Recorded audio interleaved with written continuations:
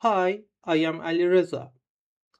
Are you still writing code like this, using new class inside your controller? This is called tight coupling. It makes your code hard to test and hard to maintain. If you want to change PayPal to Stripe, you have to rewrite your controller.